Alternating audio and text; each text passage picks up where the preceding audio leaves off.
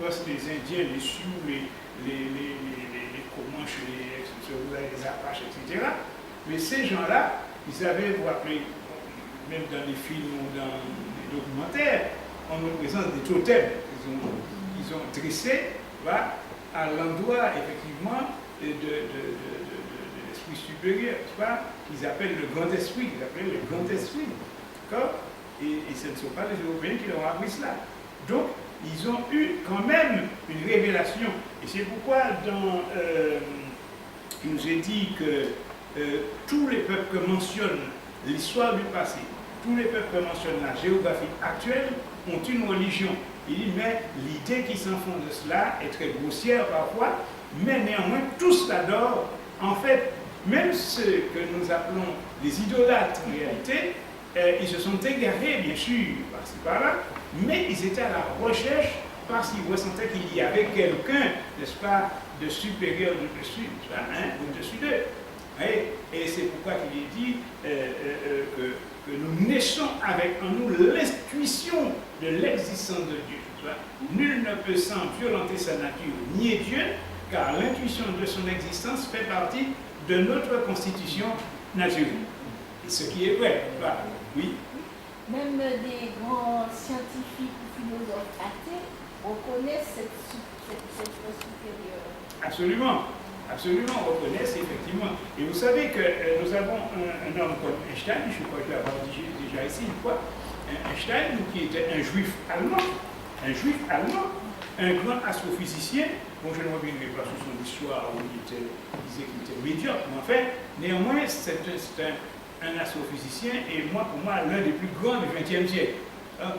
Eh bien, cet homme qui finalement ne croyait pas, pourtant c'est un juif, mais il ne croyait pas en Dieu, et avec son ami qui est un juif aussi, Hubel, sous le mont Wilson aux États-Unis, c'est eux qui ont découvert le fait de l'atome.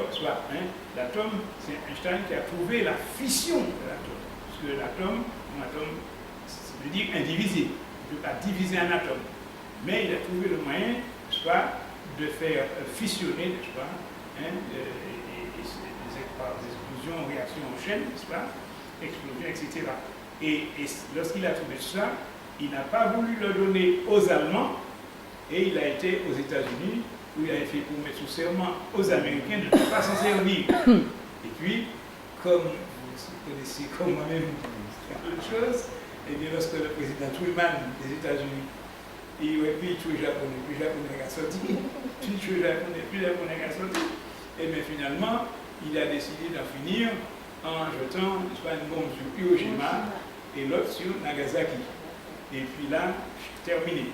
Fini la guerre, plus personne. Et jusqu'aujourd'hui, il y a encore des réactions. Et le danger de l'atome. Et à cette fin-là, il a dit ceci, dans un fascicule que j'avais lu en France, il a dit ceci, si je devais naître de nouveau, je deviendrais plombier.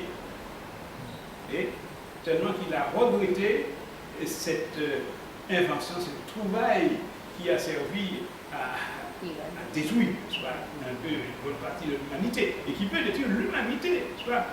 Et puis, maintenant, quant à la théorie de l'évolution, ou la théorie pas de l'évolution, la théorie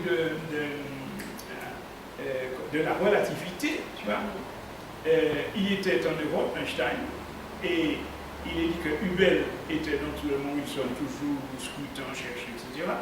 Et Hubel a câblé Einstein en France, en Europe, pardon, pour lui demander de le rejoindre. Alors il nous a dit que Einstein a sauté d'un premier avion partant pour les États-Unis, et finalement il s'est précipité à arriver là-bas, sur le mont Wilson à la rencontre d'Hubel.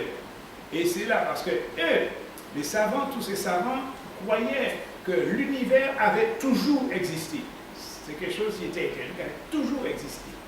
Et alors, par des recherches, des scrutations, n'est-ce pas, des profondeurs de l'univers, les calculs et tout, ils en sont parvenus avec des démonstrations, refaisant les trucs, revérifiant tout, à ce que l'univers n'a pas toujours existé, que ça a été créé. Einstein dit, dans un livre qui dit si je devais naître de nouveau, je deviens plombier, il dit ceci: je voudrais connaître celui qui a créé cela. Et il a douté. Maintenant, il n'est plus dans cette incrédulité. Voilà. Donc, il ne se pose plus la question, il reconnaît maintenant que ça n'a pas toujours existé. Et c'est extraordinaire. Maintenant, il entre dans le doute. Mais on ne sait pas où n'est pas le cœur de l'homme, on ne sait pas ce qu'il a pensé comme ce qu'il est devenu. Mais en disant cela, il a douté: je voudrais connaître celui qui a créé cela. Mais, alors, ça c'est tout ça merveilleux. Mais celui qui a créé cela, c'est Dieu, parce que nous l'appelons